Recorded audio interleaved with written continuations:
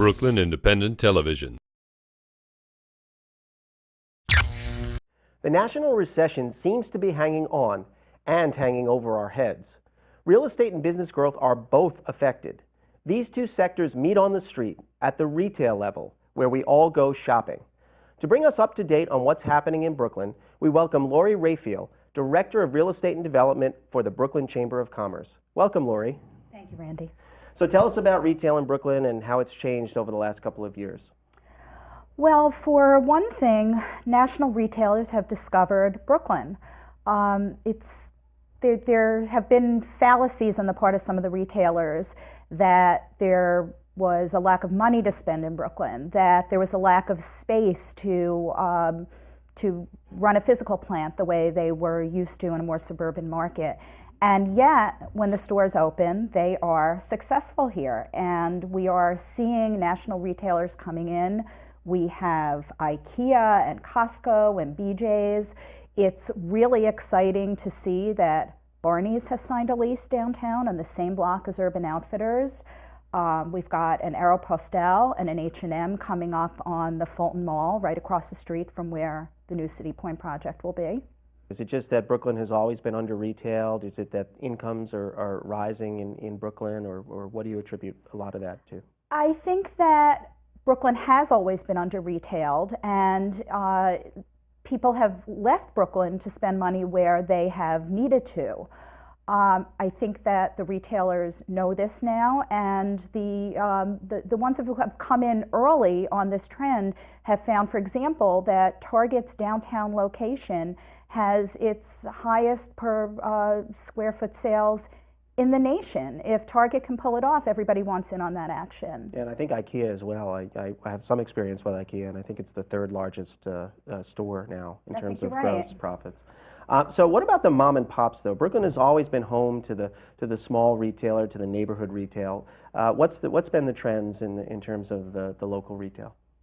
Well, first of all, I think Brooklyn will remain at least partially a mom and pop retail location. We are a city of neighborhoods, and people feel very connected to where they live and shopping where they live.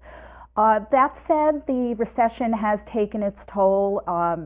There's foot traffic, people are shopping, maybe they're not spending as much as they were. I actually think that the trend toward the national retailers coming in is a really good thing for the mom and pops. There's an anchoring effect in the neighborhood, so that if a larger store comes in and people are out shopping at what they need in the larger store, they're on the street already and they're going to pass by the mom and pops. I was excited to see that out in Flatbush at the largest single retail investment, commercial investment, went up about 2.5 years ago, the Junction Mall. And that was anchored by a Target, and there's an Applebee's and a couple of other national retailers, a David's Bridal. And within these 2.5 years, a block away, Dallas BBQ just signed a lease. This is great. Imagine if going down the junction on Flatbush and Nostrand Avenues, if every 2 or 3 years a national came in and anchored that block and took that transportation traffic downward, what that would do for the small businesses that are there and that will come in. Yeah, we should ask Lord's Bakery and see how well they're doing these days. I think Lord's Bakery is doing just fine. So in terms of the retail concentration, you know, we hear a lot about certain neighborhoods in Brooklyn, particularly neighborhoods downtown or closer to downtown, one's closer to Manhattan. You know, how far is this sort of retail growth going out into, you know, some of the outer neighborhoods in the borough? Well, we just talked about Flatbush Junction, and we're talking now about the end of the number 2 line all the way out by Brooklyn College. So this is, you know, a big coup for that neighborhood. We're talking about Canary Plaza, which is being put up by Acadia Real Estate, the developer of City Point downtown. The construction is pretty far along now. It's already anchored by a BJ's. A Planet Fitness is going out there. We're talking about TJ Maxx coming to a side street off Kings Highway. I think that there is, as the downtown neighborhoods became more successful and, of course, more expensive, and as Brooklyn becomes a known quantity, we're seeing retail success leaking out further and further into the neighborhoods.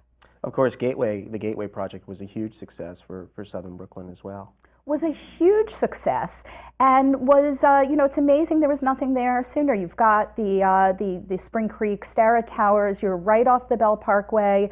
We're looking forward to Gateway too. As am I. So let's talk shift a little bit. Let's talk about hotels. I mean, it's quasi retail. It certainly could include retail components. We have seen a proliferation of hotels coming out throughout the borough. Can you talk a little bit about hotels and the growth in Brooklyn? What is really amazing is that little more than 5 years ago, Brooklyn had about 600 hotel rooms. That's all of Brooklyn, 600 hotel rooms. Today, we have about 2,500.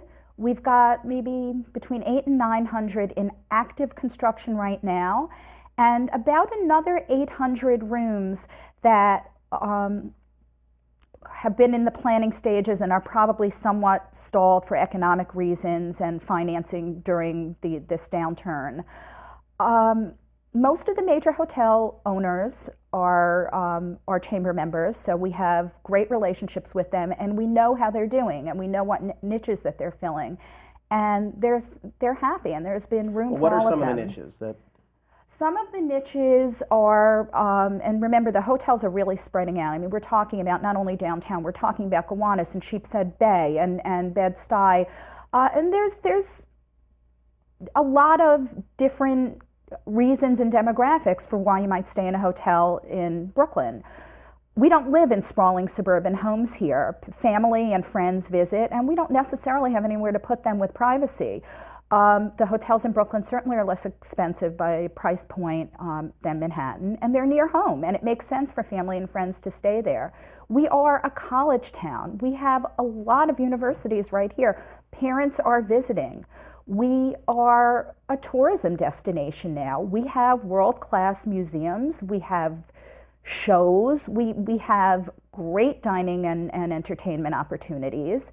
And we also have spillover. We're seeing more of a European market. The Europeans tend to travel more than Americans do.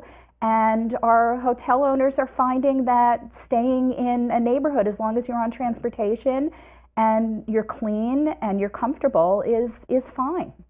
The tourists have discovered Grimaldi's. We see the German tourists there all the time.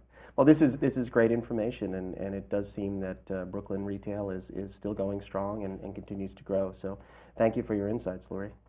Thank you, Randy, and shop local. Shop Brooklyn.